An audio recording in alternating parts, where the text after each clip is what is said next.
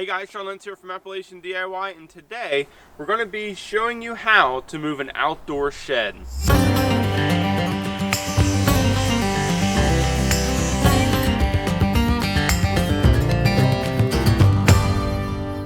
this is a shed that we actually rehabbed.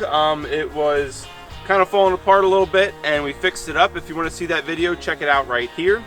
But today we need to move this out of my driveway and up to where it needs to be. So I'm going to show you guys how to prep your shed to get it ready to be moved without breaking it apart.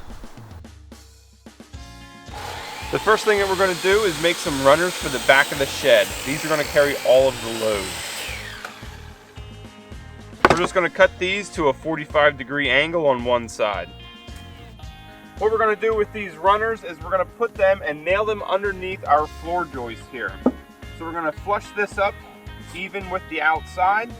And we're going to have about an inch or two hanging out the back. This is where all of our load and all of the dragging is going to occur on the back of our shed, and we don't want to have this rear plate just pop right off, so we're going to need to protect that. So we're going to put about 3 nails here on the side and about 2 in the back, and all of our dragging and our weight of our shed is going to be on this skid plate and on this runner, and that's how we're going to drag it, and it should help protect our bottom of our floor and help this rear board from kicking out and peeling off.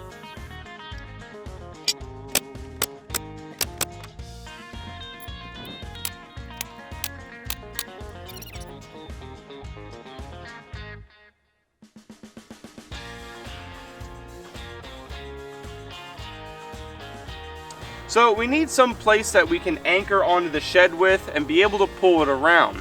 So I took this block and we're going to take it and screw it to the side of our floor joist.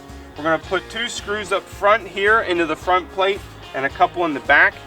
Go ahead and drill a hole out through here and in through our floor joist. That way we can put a metal rod or pin in through here, and that's going to give us a place where we can put chain around and pull this around. This block is going to help stiffen this front end up. It's going to help if we turn the tractor and move and do turns. It's going to help from ripping this board out from this front plate here. So this is going to help stiffen it up, and it's also going to give more surface area for this pin to be pulled against, and we don't rip and tear this board apart. Okay, so now we can hook this up. Just take your chain, loop it around the top of your pin on the outside, and then up underneath, loop it up around also. You pull your chain tight, and then you can hook it off. So we have this chain going up and around that pipe, and we have it going through a drawbar on my tractor with the 3-point hitch, and that's going to allow us to raise this up and lift the front of the shed up. If you guys don't have this, and you're going to pull it with a 4-wheeler or a tractor, lawn tractor or something, make sure you put an extra skid up here because this is going to be plowing into some dirt, so you want some protection up here. But since we are able to lift this front end up, we only needed the skids in the back. So now we can just ease this off the blocks, set this shed down, and then we can be able to pull it around the yard. Go ahead, pull it out.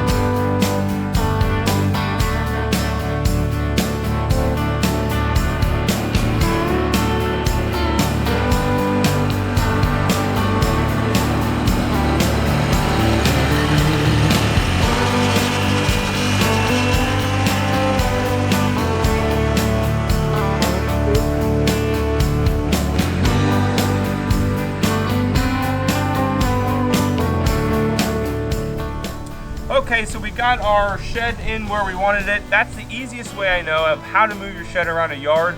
We had a pretty good slope and stuff, and everything was stable. We kept our pulling points low to the ground, and it worked out really well. So I was really happy with where we got it. If you guys want to see the rehab video of this shed, go ahead and click up here. I should have that link up here for you. And if you guys enjoyed this video, make sure you hit that like button. Head over to Appalachian DIY for more videos. Thanks again, guys, and I hope to see you next time.